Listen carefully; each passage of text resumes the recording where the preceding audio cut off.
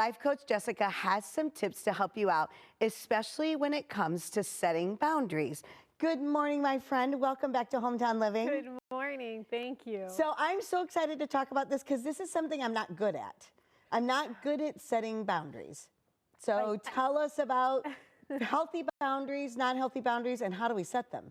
Boundaries are hard, right? Because I think once we place them in, once we put them in place, it's something that we have to maintain or that we need to stay firm on. Because if we don't respect our own boundaries, then how can we have other people respect those boundaries? But you're not alone because I think it's, again, we go back to, it's hard to set them. So the reason we set boundaries is so that we can protect our mental well-being, so we can protect our energy, so that we can give the best to either your family or your job or your business, so that you can you can have the capacity to be able to do or give the best of you. So I think sometimes we think that giving or setting boundaries is putting people away, pushing people away.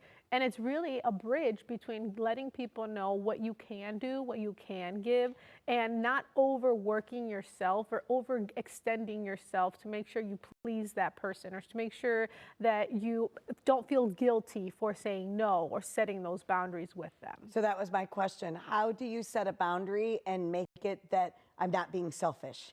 Because that's where I go in, well, I have to say yes, or setting a boundary then makes it look like I'm making it all about me.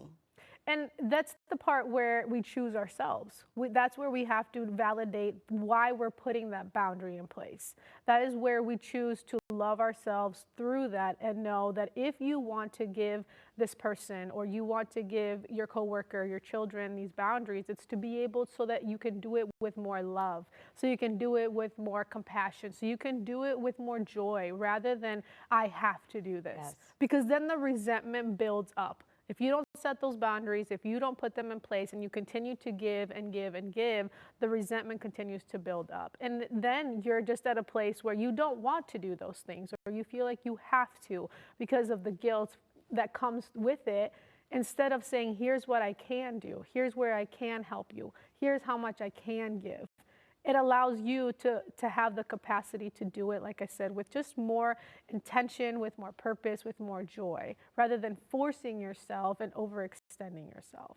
So if I'm going to set a boundary, how do I not, what's the difference between a boundary and putting a wall up? So boundaries are bridges. It allows you to be able to let the person know, again, where you can, what you have available, and communicate exactly what you're able to do or what you're able to give.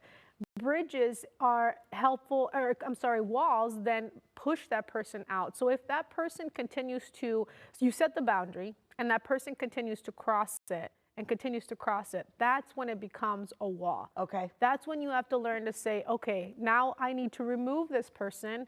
I need to remove myself from the situation because they're not respecting my boundaries. And a bridge allows you to say, I want you in my life. I want to be able to do these things or give you these things or have this time with you, but I need you to respect that boundary so that I can be happy with you, so that I can enjoy the time that I am with you. What's the best way to set a boundary? Being firm and communicating it. Okay. Being firm and communicating it and letting that person know, this is where I'm coming from. I want, like, for example, when I give my kids the boundaries I set with them, so sometimes I have to work from home, and I tell them when I am in my office, I need you to keep yourself out of the office because this is mommy's work time. So I'm setting a boundary with them and letting them know they cannot come and ask me questions. They cannot come and need me, or they need to find different ways to then solve their problem or do what they need to do. And I have to be firm with them and letting them know I need this time because I am working. I love you and I wish that I could help you. But at this time, when mommy is in her office, she needs you to make sure that you are keeping yourself occupied. So I let my children know what I need from them, and I let them know I love them, but at this moment I can't, these are the times, or this is the time where I can't help them. And what does it mean for the kids then when they know, hey, here's the boundary I'm setting? I think it teaches them too. Absolutely. That it's okay to set healthy boundaries. And that teaches them healthy boundaries, and it teaches them to know to speak up for themselves. that they don't always have to please people, that even when they feel guilty or feel bad for saying no or doing something that is good for them, they have to know that they have to be firm with that. And they also see it, they practice it, they feel it, they understand, or they start learning that boundaries are healthy and not something that is selfish. And it's not something that makes you bad or makes you, be a person who just thinks about yourself. It's more of, I want to be here, I want to help you, but here's what I need from you as well. I love that. And I wish we all would have learned that. But I think teaching our kids this early on is very healthy. So Absolutely. thank you for explaining the difference. Yeah. If you would like to learn more about Jessica and A Thriving Mind, just head over to their website, athrivingmind.org, and don't forget to follow her on social media.